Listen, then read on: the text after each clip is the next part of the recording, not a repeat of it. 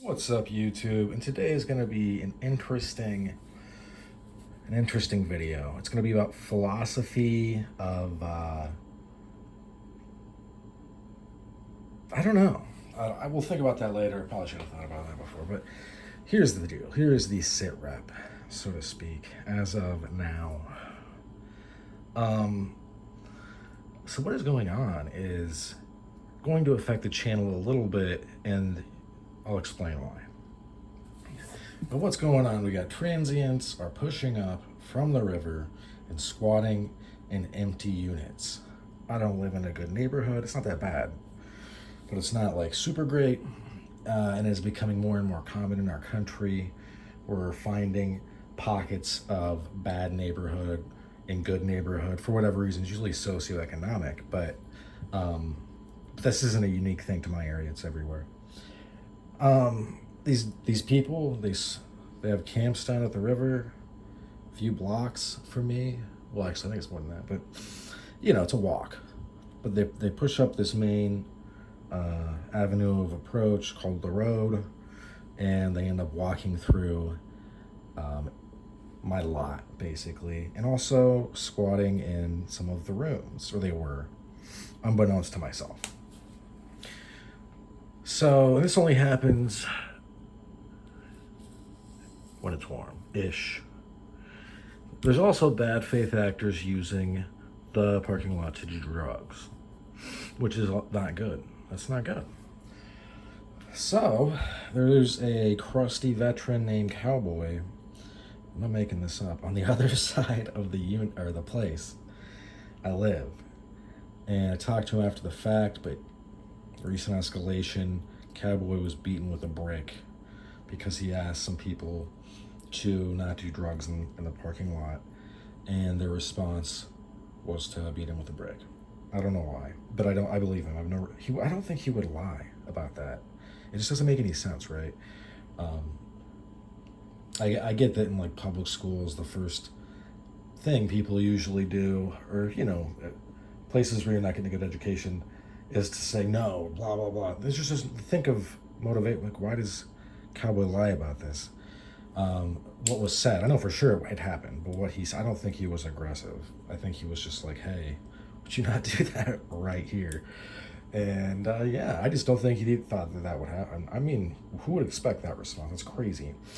So my response has been this. I've taken a couple of the old blackjacks and a sap that I had from Boston Leather, supposedly. I've looked around, and I think those might have been from China. So I've been meaning to give them away, honestly. And it wasn't just that they were from China. They weren't built poorly. That's not it. I could just tell in certain weird ways. Like in the bigger one, if you guys go back and look, there's 3 videos. There's the regular like size blackjack, the giant one that I would see like maybe called a Warden blackjack, and then a Texas sized sap from Boston. Or you can Google it. You can find all this stuff actually if you Google it. I had 3 of those and gave them away because they were $20 a piece 20 years ago. I don't need them. I have a bunch of them, and I don't want them in the collection. Now that I realize that they are knockoffs, and I just don't want them. And it's in the way they were done. I just don't believe that they just happened to make 3 pieces that are like totally the same as some Boston Leather pieces. I had at first doubted. Anyway, we'll move on from that. It doesn't even matter. And then also, before I go to bed, usually, if I remember, but I do remember most times, I'll grab something. Grab something in case something bad happens. Usually, though, I'm in full dress, and I'll just walk around the place. So that way, if there's people in a unit, I can call the cops, or if there's people in the parking lot, I can be like, hey, what's going on? We live in I'm in a little kind of secluded area, kind of, in a weird way I'm not going to go into. But yeah, why are you? What's going on? So if that goes badly, I can handle it probably. Um, what is to be done? Not just not just a book by Lenin, but a point on this sit rep. I'm gonna remain vigilant, and we're gonna try to build community. Um, did I make a sit rep initially and think in these weird, very restrictive military terms how this would be handled? No. But it's, things are going wrong when your neighbors are getting beat with bricks. And I've seen a picture, he showed me, and the place that owns this place showed me a picture of him freshly beaten. And it's like something out of a Rob Zombie film. He looks terrible. I spoke with Cowboy. He is hard as nails. And he doesn't really seem that worried about it, honestly. But he's one of the people I hooked up with a sap because it made sense to give him something. He actually already had one, but I was like, yeah, you got two now. He can use the one I gave him, and then the other one, it seems like it came from a friend, so he probably won't use that one.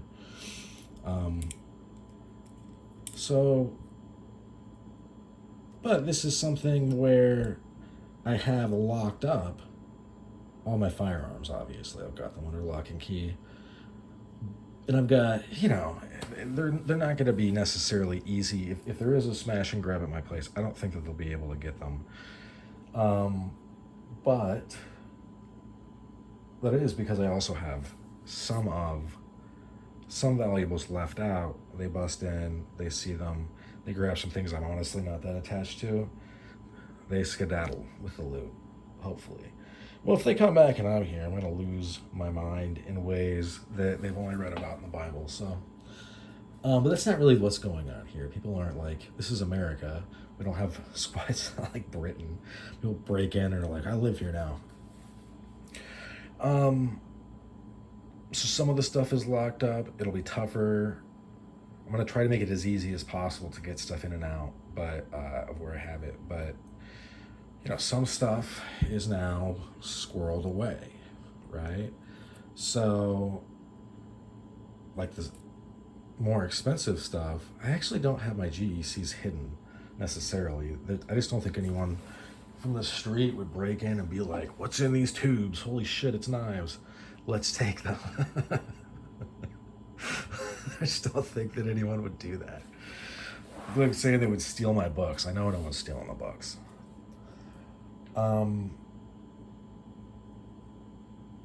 Yeah, interesting. We live in an interesting world, and there are haves and have-nots, and I think there's also probably a middle ground somewhere in there between, like,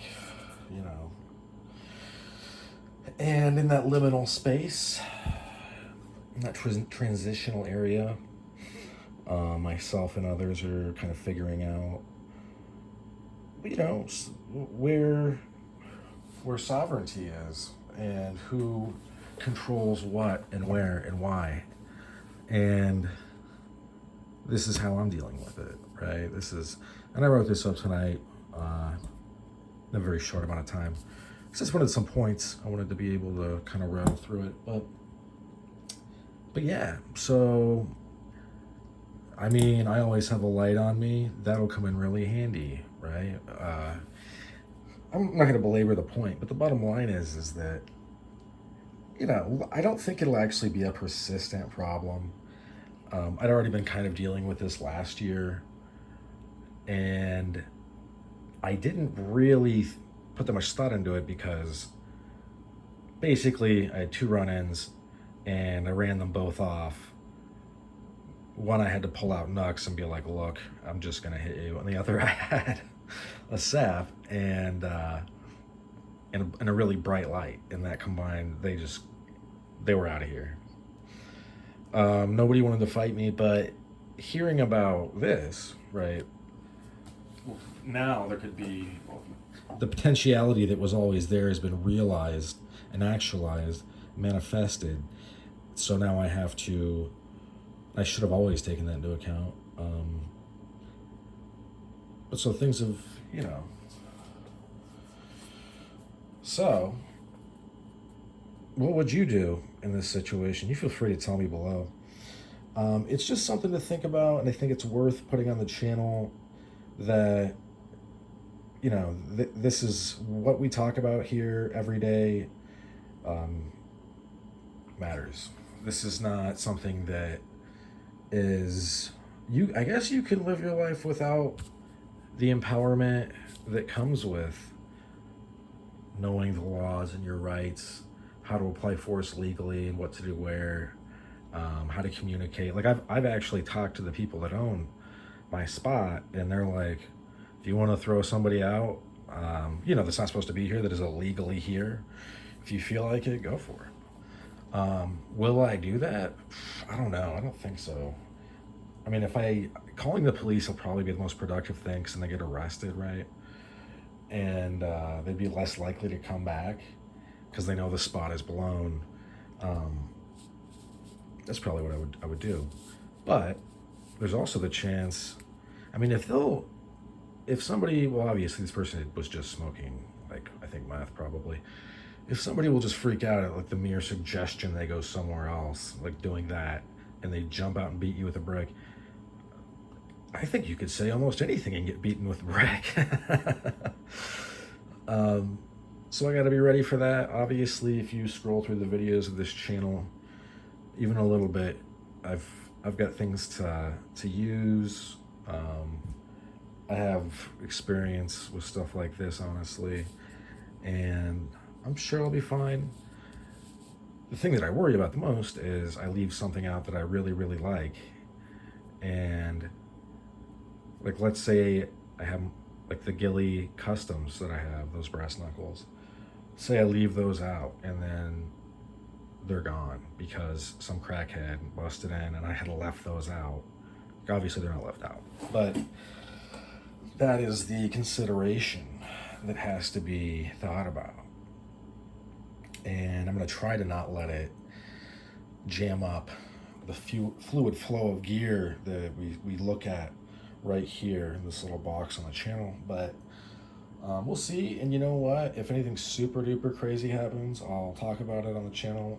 But I don't, honestly, what do I think will happen? I think it'll be very anticlimactic and nothing will happen. Some steps have been taken that I haven't really talked about, and I won't. And I just think that the transients that were here that were like, this is a good idea, are probably now like, this is no longer a good idea. You know, things have changed. The situation has changed, because it has. And we'll see. I mean, I don't want to have to do anything crazy. And I wouldn't do anything crazy. I would be very well within the law, because going to jail ain't for me. But I'm not totally justified. I'm on a property that I rent to live here, right? Like, it's where I live, it's kind of cut and dry that you can't be the aggressor. This isn't a state where, you know, people can show up and act a fool on your property or where you're at, where you live. Especially now that I have permission from the place. So, but yeah, this is where the rubber meets the road, and why we talk about philosophy of use.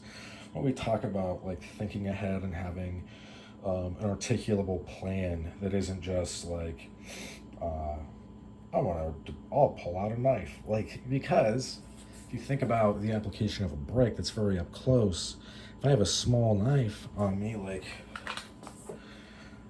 the only reach advantage I have is if I'm, you know, going like this. We're still going to trade blows. I'm going to cut, they'll crush. Like, that's still, I don't know, that's a dicey position. I think I'd be better off with a baton. Yeah, so this is kind of, hopefully it, you know, I don't live in a bad area, so not really. So I'm sure it'll be fine, but in any event, thanks for sticking with me to the end. It's about all she wrote for this one. Hope you have a good rest of your day. Bye now.